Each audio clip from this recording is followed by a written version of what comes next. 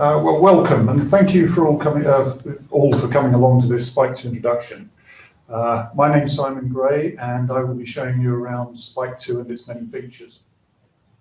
There will be further sessions dedicated to such subjects as sampling and analysis in the coming weeks, so you're free to come along to those, and we're running a similar thread for our Signal program. I have Marjorie here to my side, and she will help with keeping an eye on the Zoom chat and spot if anybody raises a hand for a query. We will also have question and answer sessions at the end. Okay, Spike2. Spike2 is an intelligent chart recorder, able to collect data in analog and digital form. We generally use a CD41 data acquisition interface for recording and for experimental control. However, in recent years, we have developed a selection of software talkers which allow Spike2 to record from third-party equipment, such as telemetry systems from DSI and Delsys, as well as amplifiers from Intana Brain products. With that type of setup, data can be recorded from those third-party devices with or without a 1401. Many labs also use Spike2 only as an analysis tool. So I think we'll start there. We have a lot to get through, so we're going straight into Spike2, file pull down and the import function. So I'm using 10.09 here, Spike2 10.09. That'll be released in the next few days after some final testing. Okay, so file and import. Now, very briefly, just to show you the large selection of file import filters that we have available from some fairly common providers, Biopack. One that's missing in this example is Axon Instruments molecular devices, and that's because we do not have a 64-bit DLL provided by them to work with this particular version of Spike2. We can, however, install the 32-bit version of Spike2 and it would become available in this list. Two very common ones that you might be interested in: binary file format, and we also have a text file format down here. Now, I could go into detail on importing those two types and many of the others, but simply you're guided through the steps and you should result in a complete Spike2 data file. Okay, if I can close this. So the rest of the file pull down here then. First of all, we'll go to the new item here and describe the data documents that Spike2 can handle. First of all, we have the main Spike2 sampling or file format, the data document. I won't open a new one here, but I will go and open from here a data file, channels. And here we see a selection of waveforms, wave marks, events, which are TTL digital triggers, level channels, as you can see in the center here, as well as a keyboard channel, which is always there in a Spike2 data file. And alongside it, I've drawn in a slightly different way what we call a text mark channel. So this is an annotation channel, a little like placing post-it notes onto your recording. Above all of those is a digital marker channel. Now this is a means of capturing 8 bits of digital data from, say, another computer at various times throughout the recording. It could indicate via a code the state of a visual stimulus, for example. Okay, so we have a data file. Just very quickly, we could do such things as change the percentage of the screen that channels exist in. Now that's using Control and Shift and dragging between channels. Between a pair of channels here, I'll just use Shift, and you can see that the horizontal lines change and allow and compress or expand the single channel there.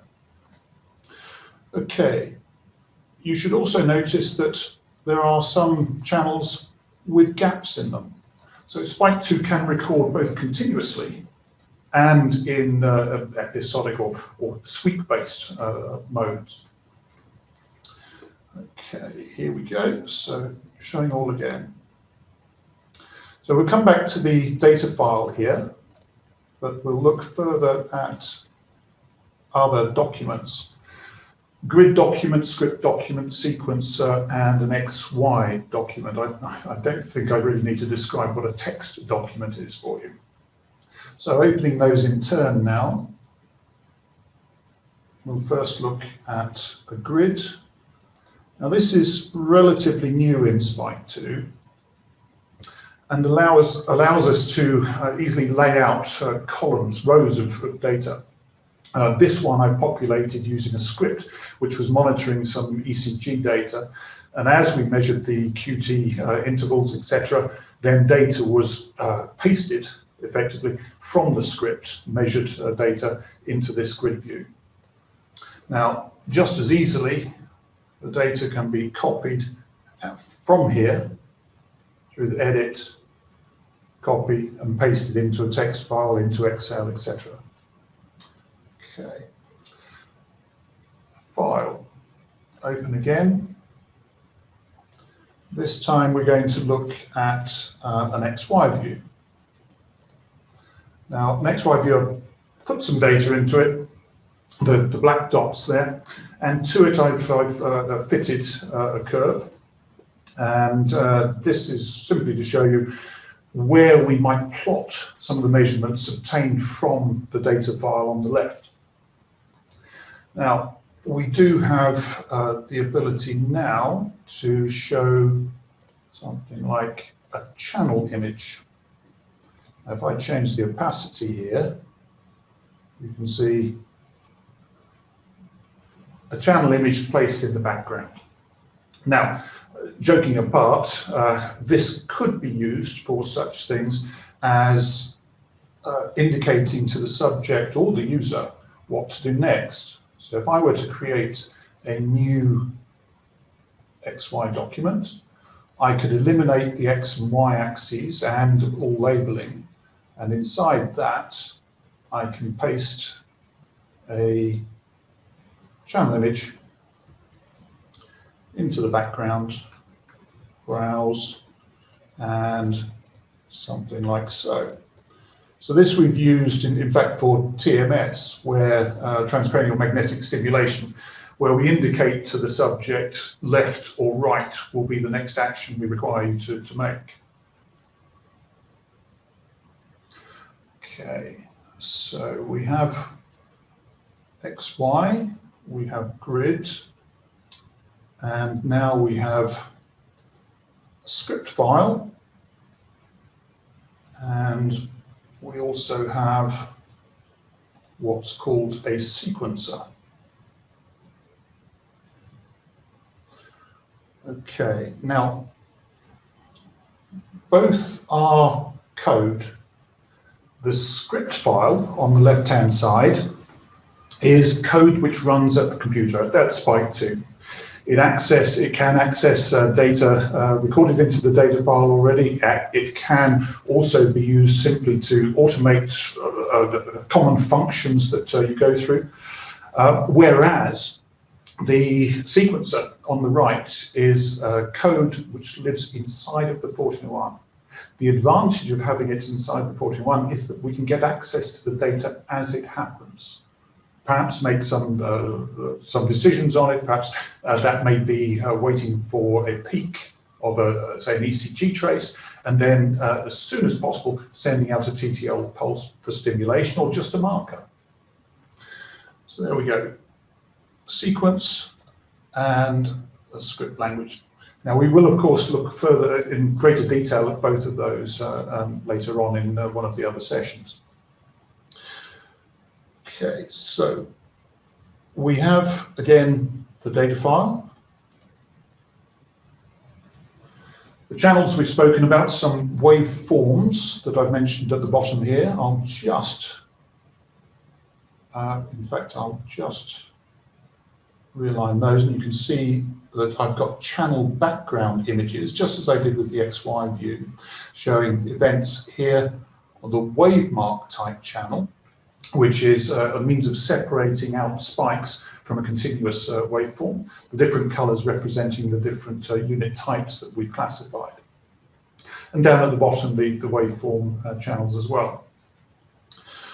Okay, so some simple things here that many people don't realize straight off, and that is perhaps double clicking a channel. A quick zoom in, producing a rectangle. Perhaps Control-Alt and taking a measurement between peaks. Making a rectangle again, we can get amplitude and time information from this. Okay, double click to revert. Now, I'm zoomed in a little. I wish to zoom out just a little more, but I'm not quite sure where to. Now, if I drag the x-axis just as I can the y-axis, the data display doesn't update until I let go. Now use Control and click on the x-axis, and you can see the changes as you drag. Okay. Right. So we will talk more about the channel types, particularly in the sampling session, and they'll be looked at in the analysis sessions to come. But I think it's important to note now the text mark type channel. If I double click this, I get the option with this double arrow to show the list of items that have been added to the data file. Selecting a range here and choosing show, the data view optimizes itself to that time range. Okay, now if we then go to a vertical marker from view here, we can change channel 30 to draw on top of the data, setting colors and displaying text. Much more like your traditional graphs chart recorder, where you might be scribbling across the page. Okay, so I'm just going to set that back to none and close. Okay, double clicking this EMG type channel. We can produce various drawing modes and channel processes for channels. Here we might choose rectify, and we might choose smooth amongst this list here. Now, instead of doing it on the original, I might choose to right-click, go to channel 3 here, and duplicate. And now on the duplicate channel, which is labeled channel 3A, I can apply channel process, rectify, perhaps DC remove beforehand, and then smoothing factor, add, and now dynamically I can change the smooth. And rather than double click on the y-axis and optimize, I will press Control Q to optimize everything in the visible range.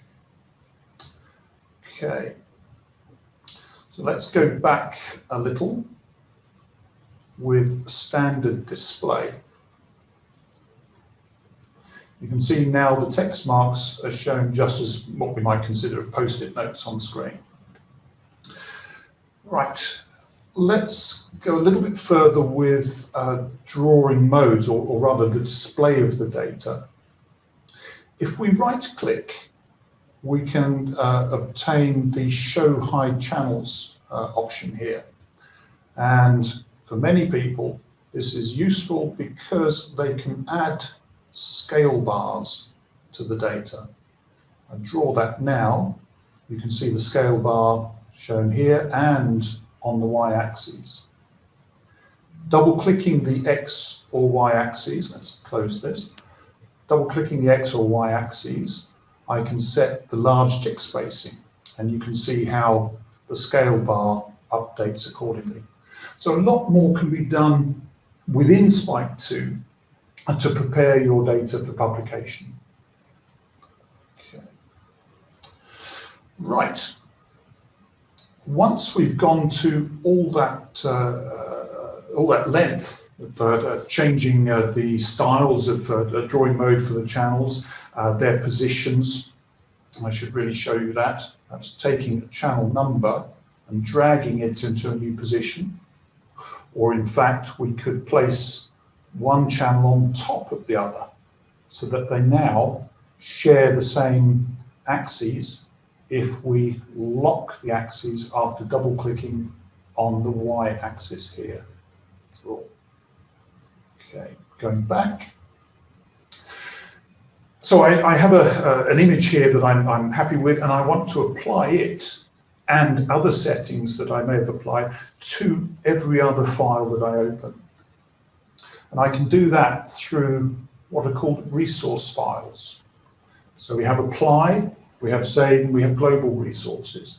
So simply, if I save the resource file for this data and then open a new data file and apply resource file, all the settings I have in this data view will be applied to the next, where appropriate, of course. Missing channels, we can't do anything about.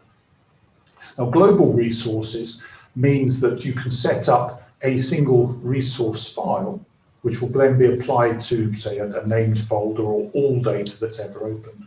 So it saves you a lot of time having to repeat these processes. Okay, so let's just see one of those resource files. Let's go to this folder and we have all files. Okay, and I'll just change to details. Okay, so there is my data file named SMRX, that's the 64-bit file type.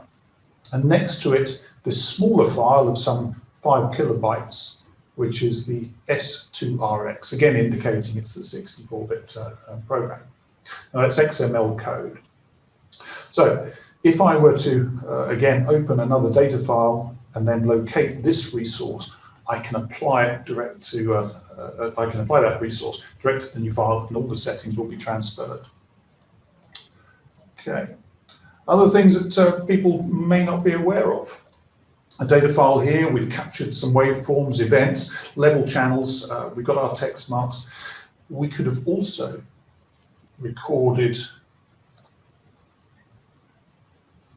a multimedia file or up to 4 multimedia cameras or sound sources.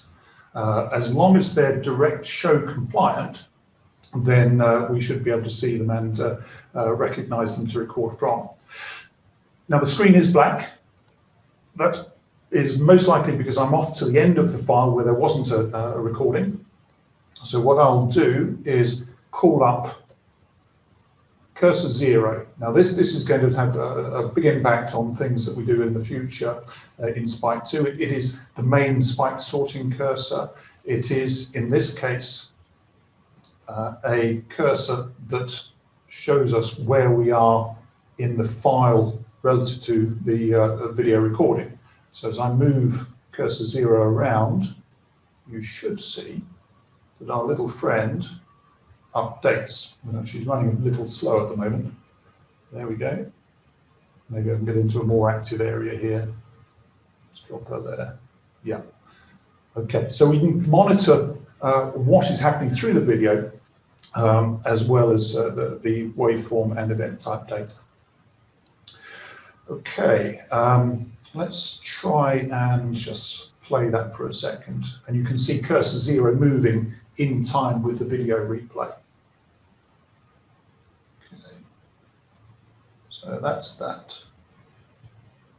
Right, now cursor 0 also has a great role to play in analysis, not just with the spike sorting, but also its ability to find fundamental features of waveforms or trigger events, jump to those positions, and then other cursors, if they're set to what we call active modes, can find, say, peak-to-peak values, threshold crossings, etc. And we'll look at that in much more detail in the analysis sessions. Okay. So we've opened a few files, we've looked at the resources. We might want to now export our data. And the common requirement is perhaps to cut down our data file. So where we have empty data to the end of this recording, we might want to remove that. And the way to do it is to export as a new data file, detailing the times, perhaps with gaps in the file, to a new result. For some people using older copies of Spike2, we wish to take our 64-bit file, convert it to an older 32-bit, so they may analyze it in older copies. Then we have other outputs, text file and spreadsheet. Now, I find text files are not particularly useful because it produces a single column of data. That is channel 1, a break, channel 2, a break, channel 3, etc. Not really suitable for spreadsheet. So we have implemented spreadsheet output here, where if we create a new file name, we then resample the data to a common speed that you input, and we get a nice rectangular output in the end. Okay, otherwise it's images, we get bitmaps, JPEGs, TIFFs, etc. And finally, the ability to export to MATLAB. Now, that will create a mat file for us. We could also be talking to MATLAB while Spike2 is running here. So with MATLAB on the same machine, we can use script commands to open MATLAB or pipe to MATLAB, and we can transfer data to, we can execute functions using evaluate command, and we can return results, if you like, from MATLAB. Okay. Right. So there's some of the export. Load and save configuration, more for the sampling session, but this is where you would load your sampling configuration and indeed save your sampling configuration. I think the rest is pretty self-evident. Printing functions standard in most packages, of course, and a list of recent files below that. Okay, now these menus will change according to the view that is currently the focus. So in this case, I have copy as text, copy for spreadsheet, etc. The one thing that does not change is edit preferences, and that's always there. Here we can set up some basic settings for ourselves and go also to compatibility to match some of the analysis features that were in earlier versions and have changed slightly, such as overlapping power spectra, where in early versions we took a slice of data, produced a FFT from that, and we moved on 100% of that width to another section, produced another slice. Now we overlap, so we're getting a slightly more reliable data then. Okay, so a couple of major points here. Setting up line thicknesses. So again, more for publication, thickening up the X and Y axes, thickening up the data. And you may find if you wanted to copy your data as an image, particularly as a meta file, an enhanced meta file, you may have a monitor which has very high resolution, and we would create a huge file which often is difficult to get into, or impossible to get into some publishing packages. So we can change the resolution of the screen or scale the image up or down accordingly. So that may be a get around for you. Okay, so if I wanted to take this as an image, as a meta file, enhanced meta file, I would simply copy. Okay, now I won't do that, I won't go on to Word. Word often crashes for me, so I can show you after this session if you like. Okay, so we've done the file and we've got through the edit pull downs. Now we should look a little at the view pull down here. And first of all, the toolbar.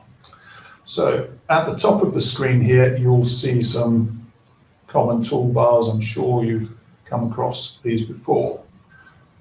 There are others. If I right click, I can load up the edit bar, the debug bar, the playwave bar, and script bar, and sample bar.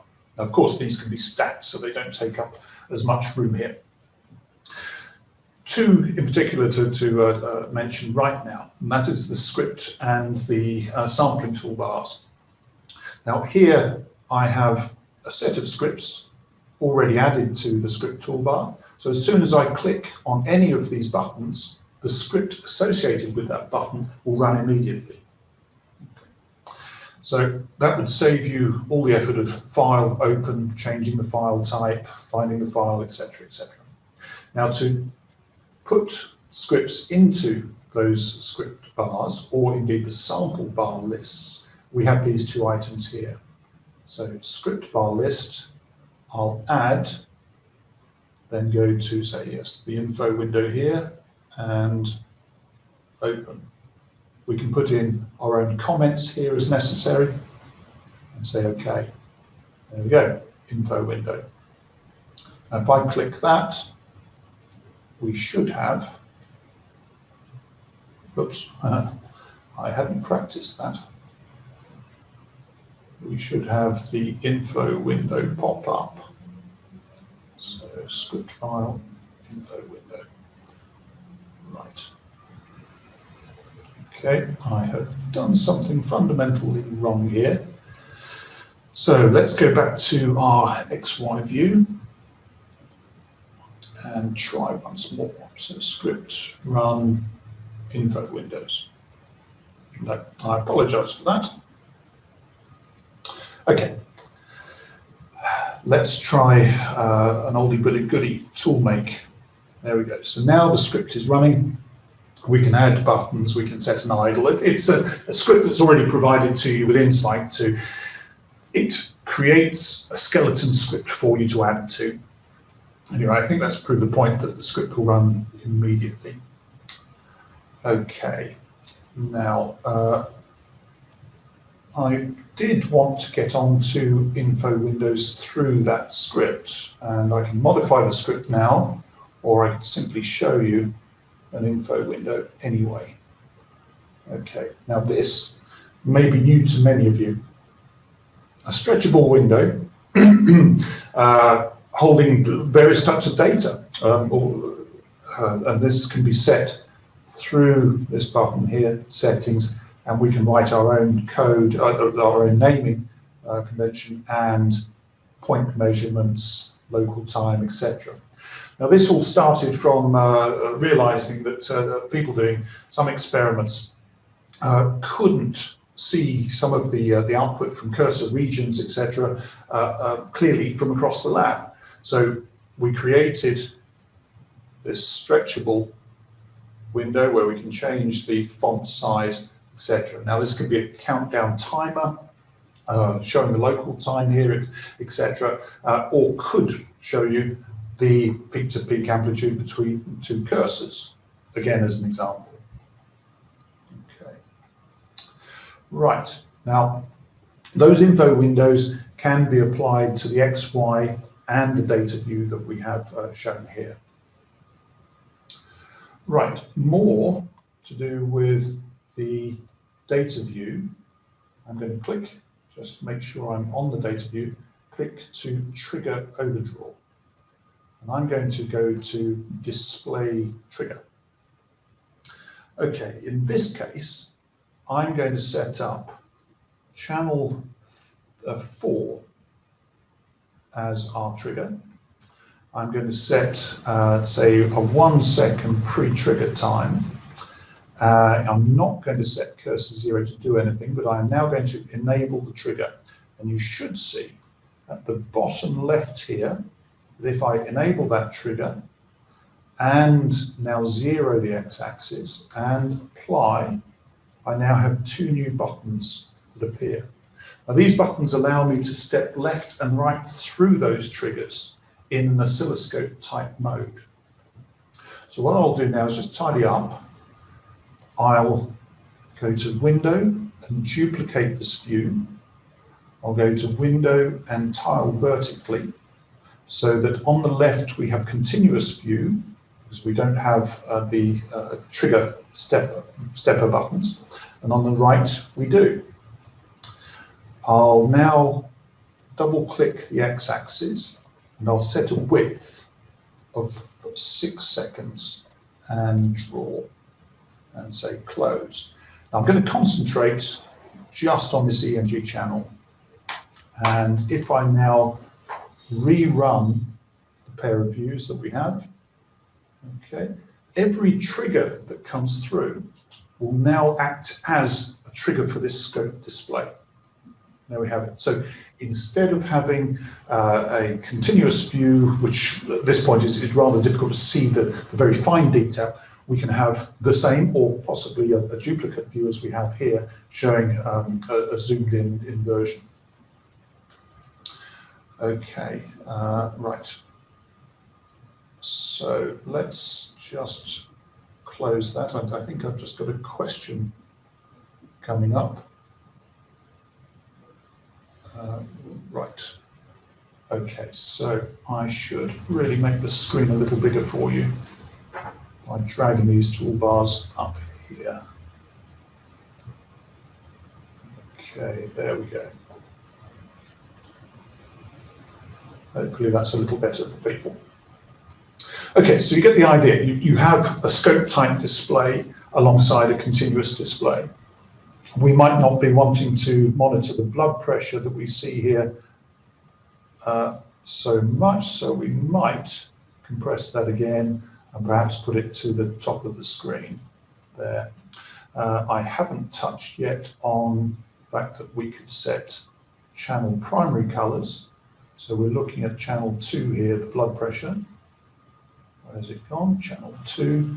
I'll set that to red, and I could give it a secondary color, which might be a yellow background. As you can see here, that's actually not so yellow. Okay, jumping back slightly, we're going to the trigger mode again. And this time, I'm going to allow the rerun to start over. Okay, rerun.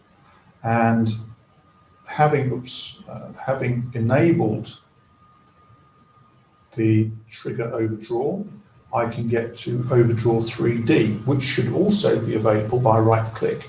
Now you'll notice that much of the time, I don't need to go to the menu pull downs. I can get to many of these functions from a right click. Yes, rerun is replaying previously recorded data.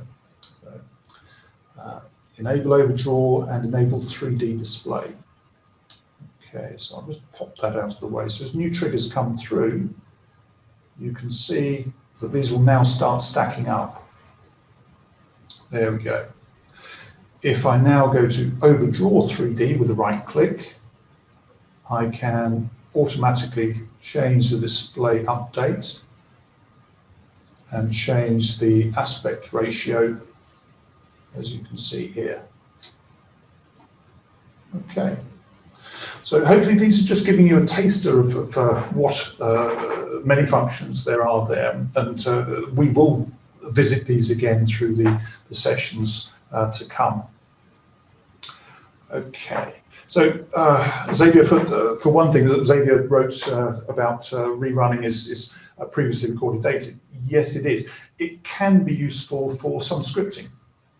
For example, where you can't be sitting at a wet bench. So rerunning existing data, many of the functions in the script will treat the rerunning data as if it was new coming in from the, through the 41, with some caveats, however. Okay, so that's rerun. So we've looked at the info windows. We've seen that channel images are there. The vertical marker. We haven't yet shown you thickening up or channel display options for data like this. Now, in fact, I think I might skip that one and go to the blood pressure again, which was up here, right. Okay, now you may see a little bit of noise on this signal. So one of the things I can do is look at drawing modes. I can look to see the actual data points that were captured when this signal was recorded. I can look at the waveform that you've seen, skyline, which shows us the step changes between these digital samples. We can look at cubic spline. If I zoom out again, so we're fitting a cubic spline to the data, and it should be a little smoother. There we go. And finally, sonogram. Now, this should give you an idea of power. Okay, so each one of these small events here is a blood pressure beat, and I should go on the other way. There we go. We can change the range that we're looking at. We can show the sonogram key, and we can reposition this vertically to the left, whatever we prefer. Likewise, we can change the draw mode again and set a range. So top dB limit of say 70 dB and draw. There we go. So it's like looking at a cloud level in a valley.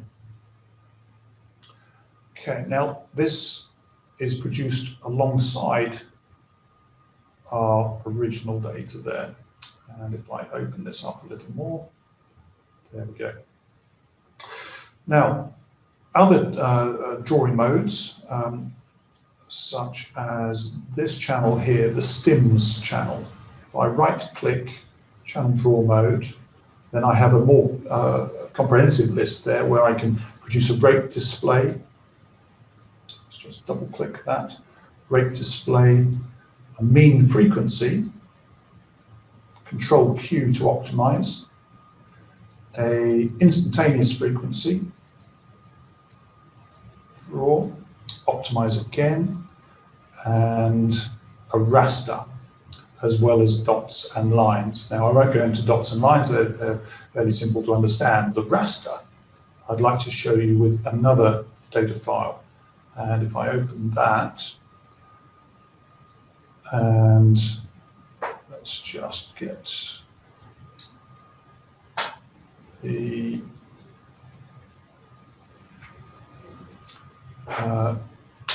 training sessions. I'll be with you in just a second about the questions for the sonogram. Data file, and here we go.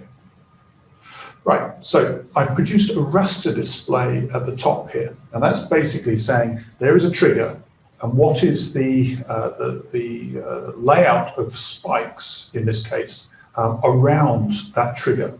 Now, instead of seeing it in a histogram view, which is more traditional, we've had to turn it on its side because it's in this data file time format. But here, where we have wave marks with different colors representing the different unit types, you can see clearly that this guy, mixed a little with the green unit, is increasing in activity in this area and decreasing when there isn't stimulation happening. Okay, so another visual guide. It might be mentioned that a lot of people think of Spike2 as being a sort of visual MATLAB, that you can do so much more with the data and you can get those numbers out as well. Okay, right. The sonogram is overlapping FFT. That was one question, I think, and so another question comes through. The sonogram is power spectra, okay, versus time. So we've got power on the y-axis, time on the x. The sonogram key came in, I think, in version 8, if memory serves. So that's why some of you may not have it right now. Might as well mention it at this point. There are later versions available on our website. So if you have 7.01, for example, 7.20, I think, is the latest that you can download free of charge from our website. Updating to later versions, there is a cost to do that. But it is a good idea to stay up to date because even if you skip a few versions, you will have ultimately paid the same amount of money as if you'd gone up in stepwise fashion. Okay, right. So I'll get rid of the data there. I'll go back to channels, view, and standard display. There we go. Okay, I should really finish off on the toolbars here.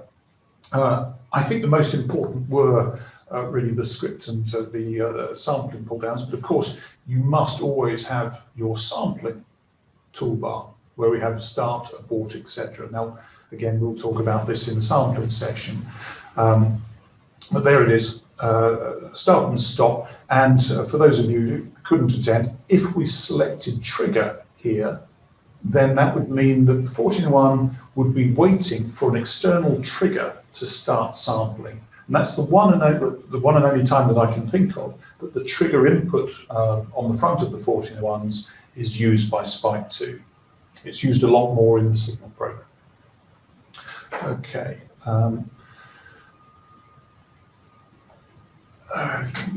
Yes, you can run episodic recordings. So again, we'll talk about that in sampling, but I'll go very briefly to a mode here where often people would record continuously.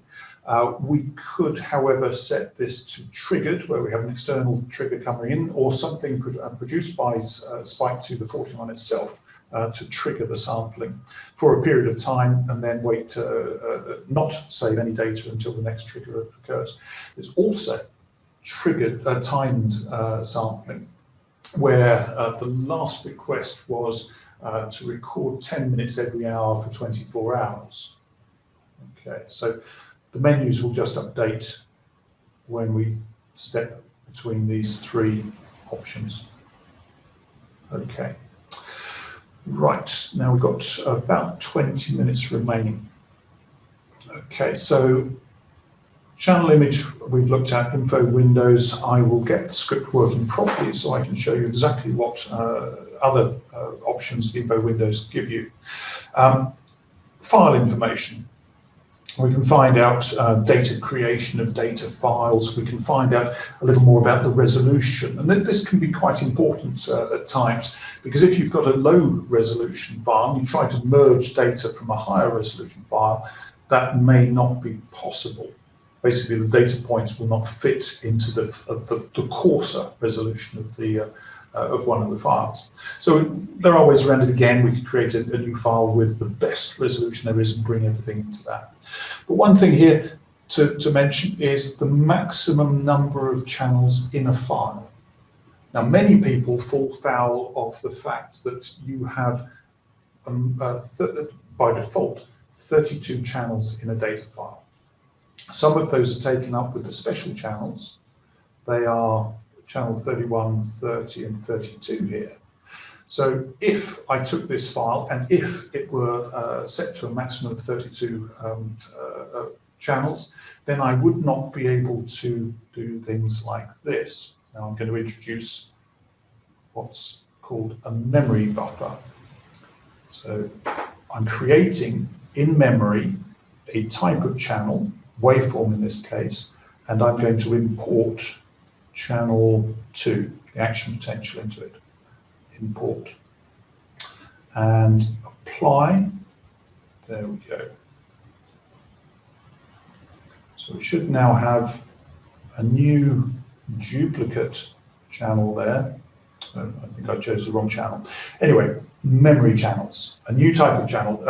Only in memory. If I close this data file down, that memory channel is lost. So we must, if we wish to keep it, right-click and write all memory buffer to the disk-based channel. We may, of course, run out. We've only got those 32 channels, so we need to make this file larger. And that's where a larger capacity. And that's where we might go to export this file. If we do, export as, new file, we'll just save it here. I'm given the option to set the number of channels that the new file can contain. Okay, so having recorded 32 channels of spikes, 32 channels of waveforms, you've got nowhere for these new channels to go unless you've given the file space. Okay, right, just sticking with the memory channel type at the moment, I'm going to put a hole in it. I'm going to take this guy out. So I'm going to delete between these two cursors. Now, it was quick to put those two cursors up because I used Control 1 and Control 2. Equally, I could add 0 through 9 with the appropriate numbers. Now, if I right-click Channel M1 and delete items, I can delete the data all from start to end, and that's between cursor 1 and cursor 2. Delete. At which point, I may have taken out an artifact or some other feature there. And that brings us round to the linear prediction that is fairly new in Spike2 now.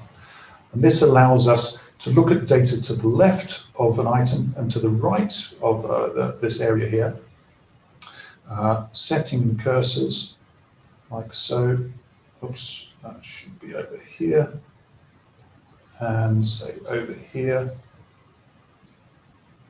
like that, and we can apply the prediction between the two. Now, I haven't been very careful there, but you see it's created what could be an ECG. Apologies again. Let's get to where are we? Our channels data. Okay, and was I missing any questions there? Okay. We need to maximize Spike2. Maximize Spike2, right. Okay, so continuing on from where we were, I was doing the linear prediction. Okay, so it's not intended to generate data for analysis. It's really just to tidy up parts of the data which may have affected some, say, cursor searches, etc. Okay, right, I was going to do such things as the channel processes here. So looking at our blood pressure waveform, we can see that there's a little bit of noise in these regions. Like so. Now, if I use the channel processes function, I could go on to smooth and add, and you can see I get a nice smooth waveform in this case. Now, we don't want to smooth too much because, as you can see, we start losing amplitude information. Now, I'd recommend using functions like this often just for helping cursors to find features in the waveform and always reverting back to the original data for final measurements. There are some useful other items though, such as median filter. So if we had a few errant data points due to stimulus artifact, running a median filter should remove those. And also, matching channel. If we took our channels here now, I can select 2, 3 channels. You can see how the numbers have turned grey. Now that doesn't seem too important at the moment, but if I now go to a waveform average or perhaps a power spectrum, then those channels, the selected channels, appear first in our list. Now we can always type a channel list there. Now if I try to produce this power spectrum using new and process, then I only get 2 channels visible here, and that's because one of the three channels did not share the same sample rate. So I could go and find that channel.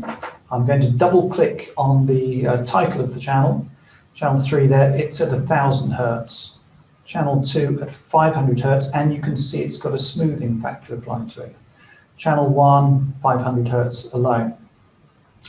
Now, you may see that channel 2 here has a red number, and that shows us that there is some process, some change to the data that you should be aware of.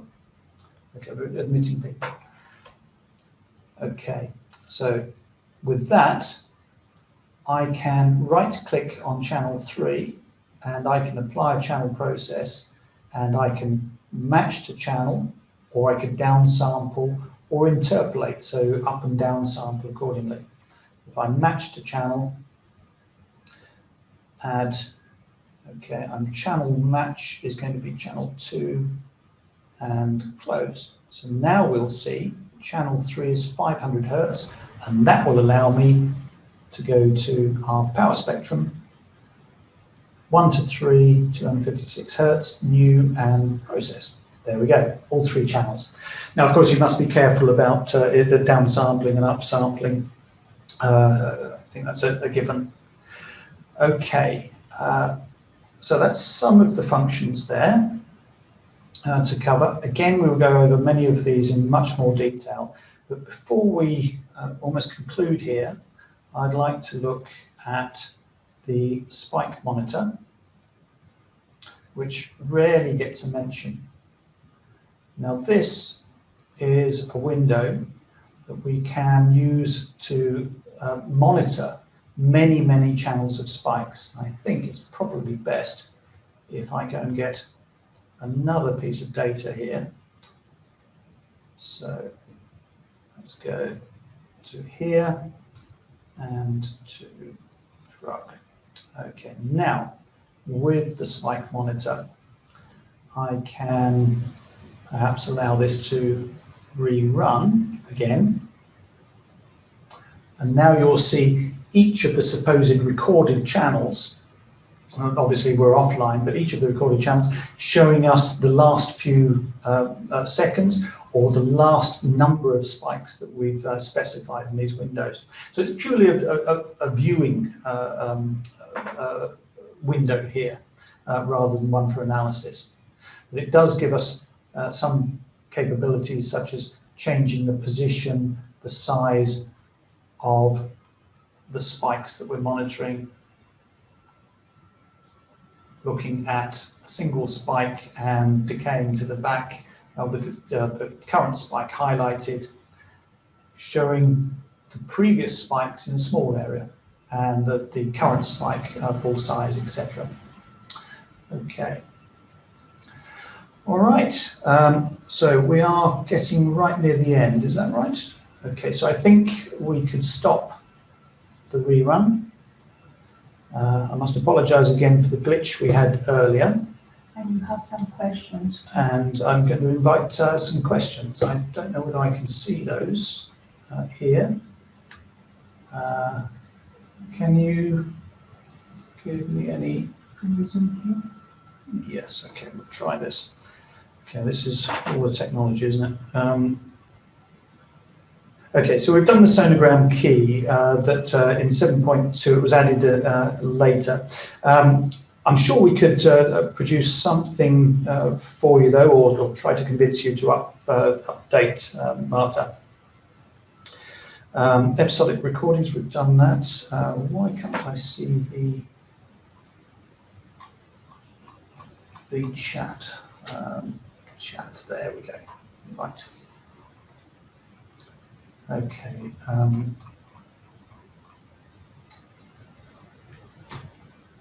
Is there an option for bandpass filtering? Yes, okay. Part of the analysis section, but if we took data here, for example, and analysis, we can get to fit data while I'm here, and also to filter.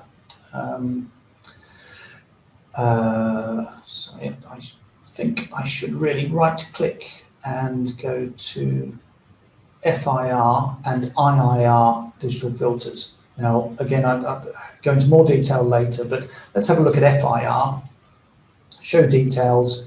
We would then choose a band pass or a band stop. And you can see as I change the filter shape, the image at the top shows us the effect of that filter. So I hope that answers your question. Okay. Yes, hopefully we've got a recording of this and we'll be producing that later. The linear prediction window, I've been asked, how did you get to the linear prediction window? It's very recent, so you might have to hang on for that, but it is going to be in the analysis linear predict area. Okay, I'm sorry if I'm not catching up with all the questions. Is there a way to get rid of the gap? Right, instead of using linear prediction, when we crop data off, is there a way to get rid of the gap by stitching together the two signals? Okay, quick way of doing that. Let's take cursor 1 and cursor 2. Here's our gap that we're going to produce. Analysis, memory buffer, create new buffer. And I'm going to create a waveform type of channel 1, and I'm going to import everything up to cursor 1 and apply. Okay, now you can imagine if I now use a channel process on channel 1 here, the bottom channel, but this time use a time shift add, and that time is going to be roughly 86 seconds. So I'm going to say minus 86. Oops, that's not right, is it? Minus.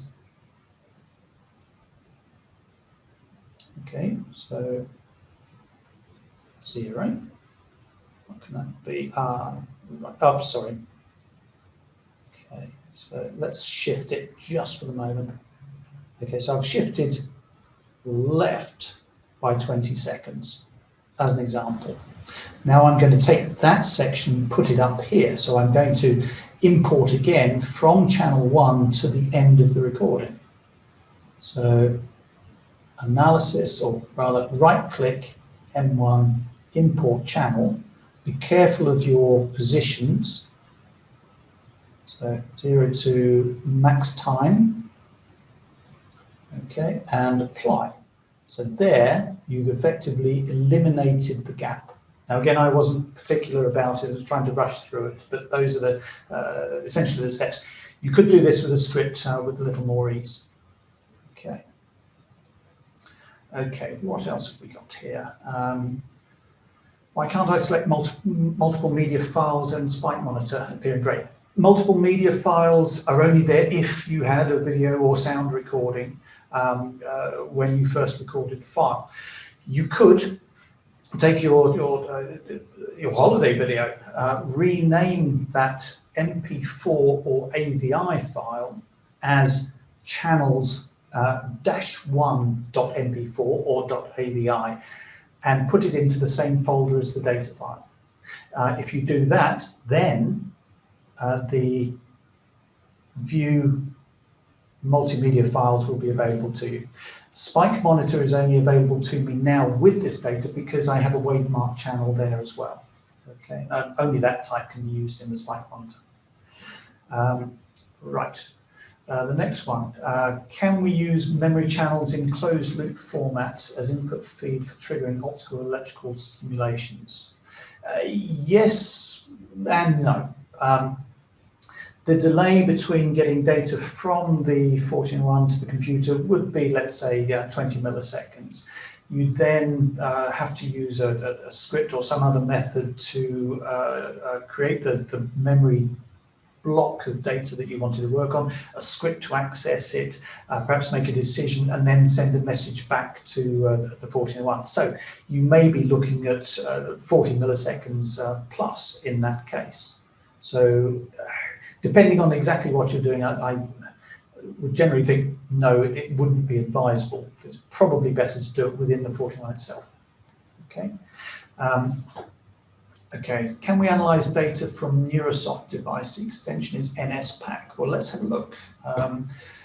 So maybe if we can't import NSPAC, many packages already output in perhaps simpler formats like the text format.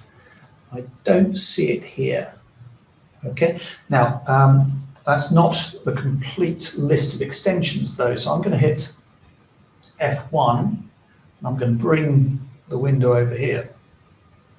So we'll get to file convert string and we should be able to see the list of commands, or rather file extensions.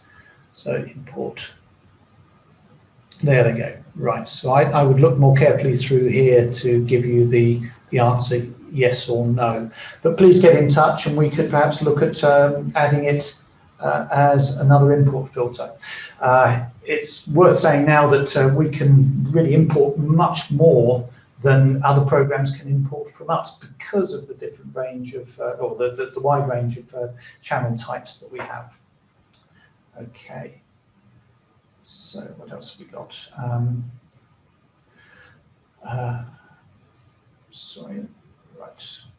So I'm just stepping through here. When importing a text file from another software, DataQ or WinDAC, I think that is, what's the best way to convert a channel into an event marker? One channel has a 1 volt marker with a when a stimulus was set. Okay, well some other programs can't cope with event times.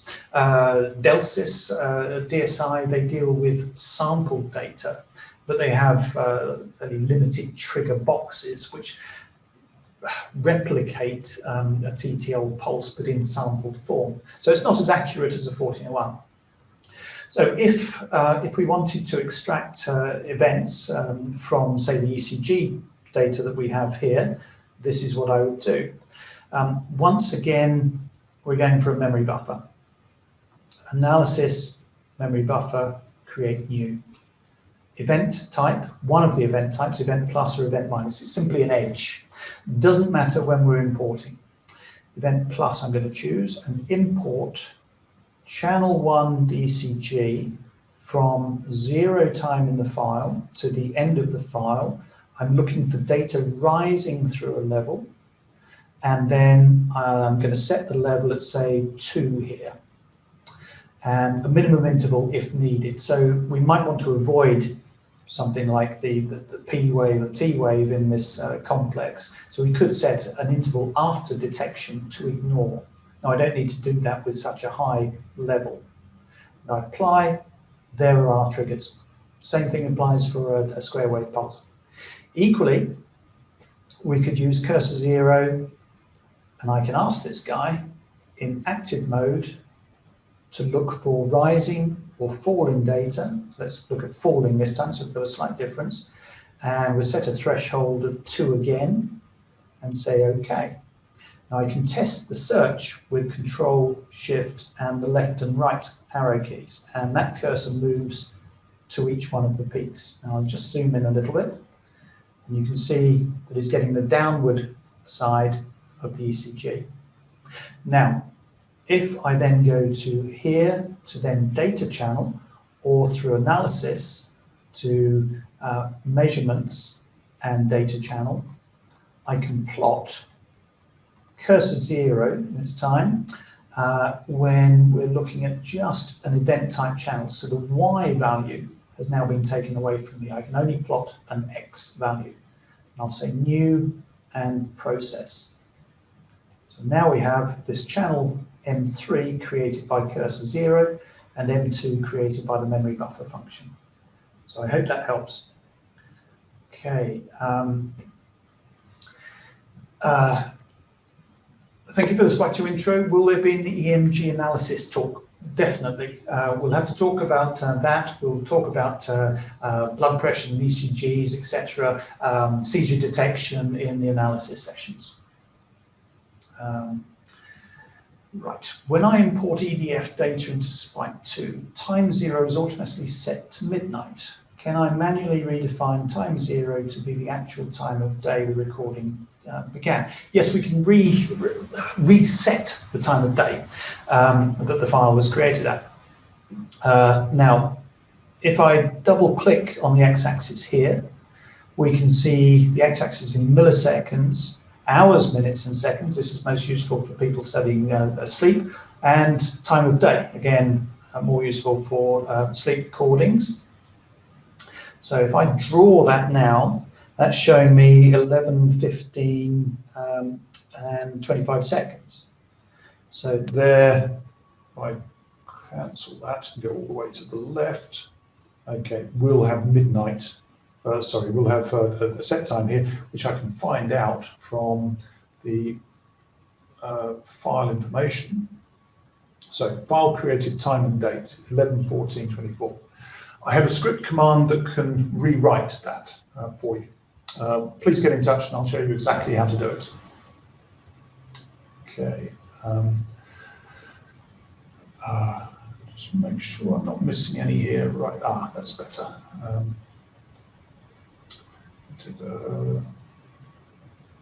When I'm importing it, right, I have a question regarding the text mark channel. Are you able to change the position of the text mark point after you've done the recording? Because in your example, I see that your text marks move continuously across several sections.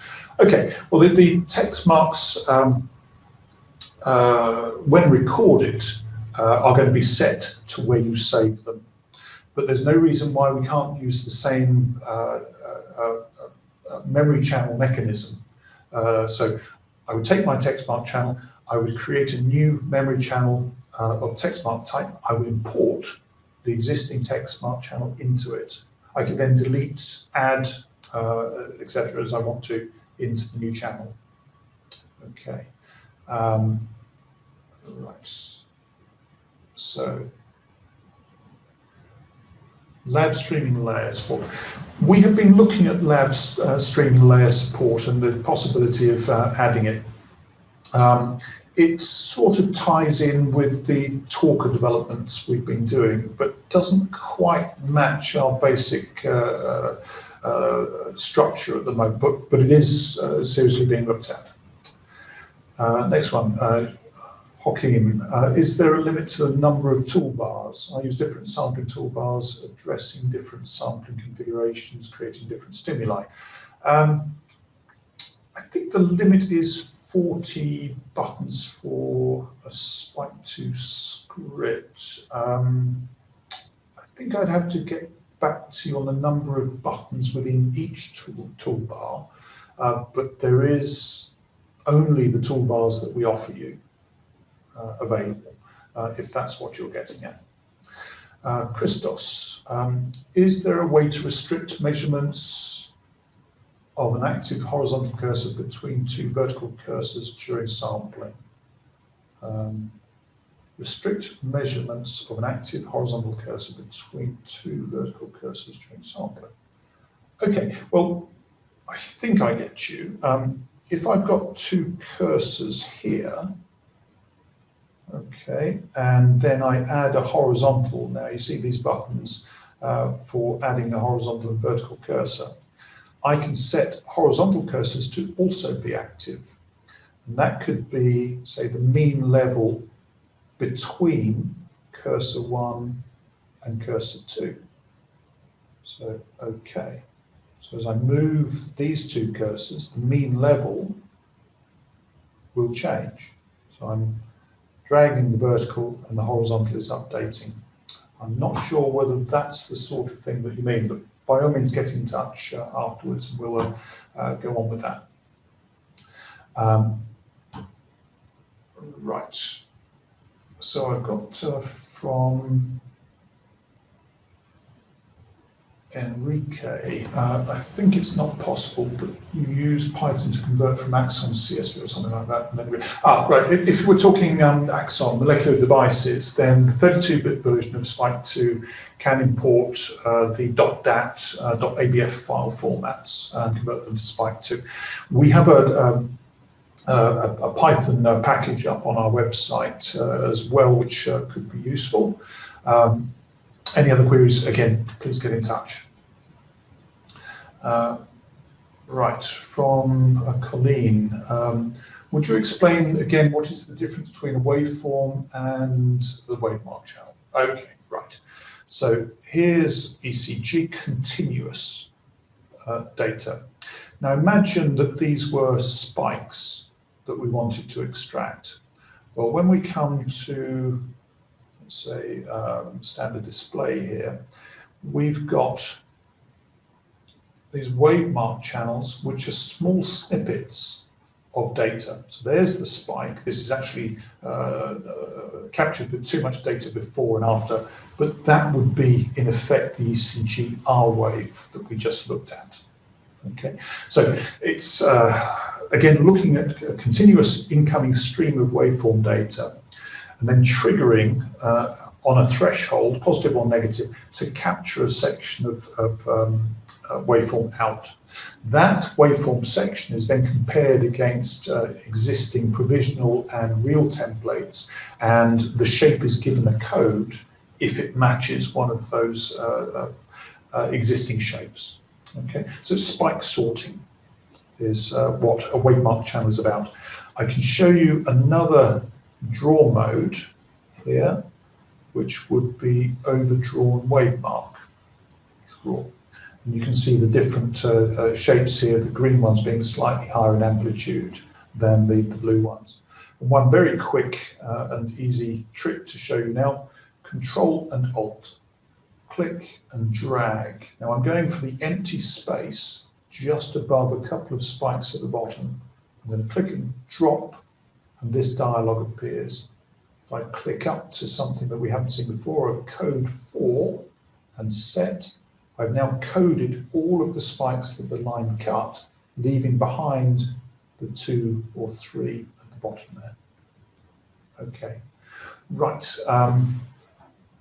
Hopefully that's explained a little bit more about the wave marks, but we will be looking at that both in the sampling analysis and the dedicated spike sorting sessions later on.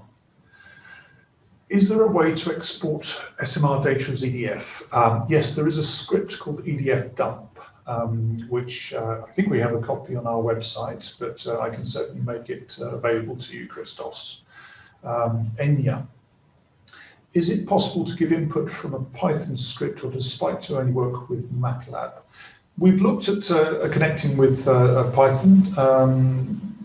A lot of work there, but not at the moment. We can certainly evaluate, call a function within MATLAB and get a result back. I think it's a watch this space. If it's something that's really of interest to a lot of people, then it'll go higher up the list. So please shout. Right. Will do. Okay. Anupam asks, can I load my config files from Spike2 version 9 into Spike2 version 10? Absolutely. Yes, there would be no problem there. We try very hard to make sure that things are at least forward compatible, and there are many ways that we can make things backwards compatible. Certainly data is the critical one, of course.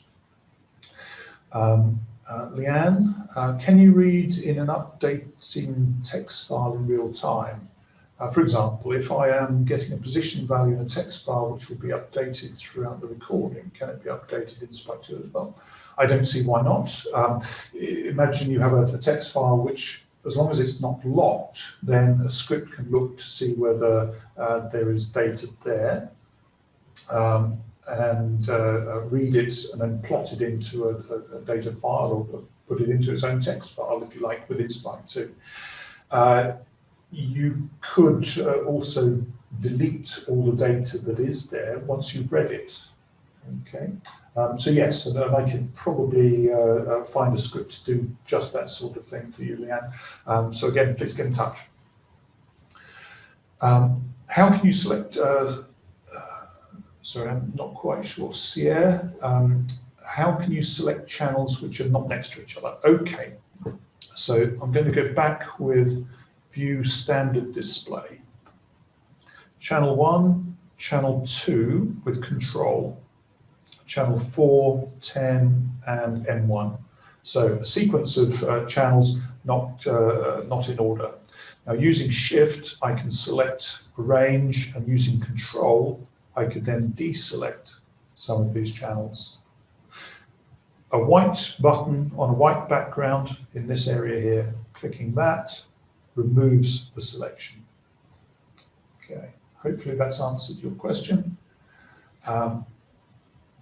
Yeah, hold Control while you click. Yes, thanks. And you pan. Yep, okay. Well, thank you for your comments. Okay, right. I'd like a rest now. Anyway, I hope you've all got something out of that. I hope we've shown you some of the extra tricks, tips, some of the functions that may not be visible the first time you come to Spike2, and hopefully some of you old hands have learned something new as well.